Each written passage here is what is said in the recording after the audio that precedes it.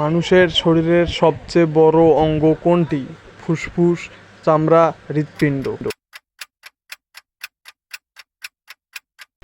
উত্তর হবে চামড়া।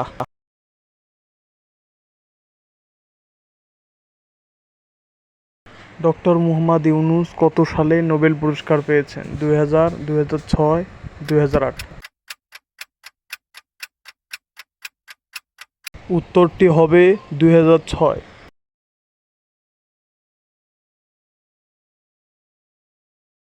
মোট কয়টি মৌলিক রং আছে? 2, 5, 3?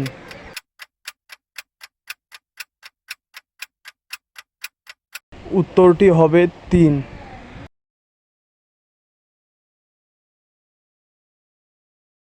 কোন প্রাণী সবচেয়ে ধীর গতিতে চলে?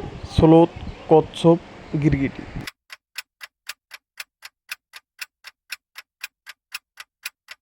উত্তরটি হবে স্লথ।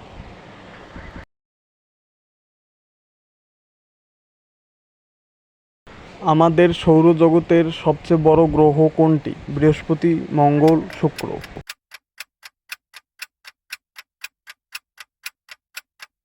উত্তরটি হবে বৃহস্পতি।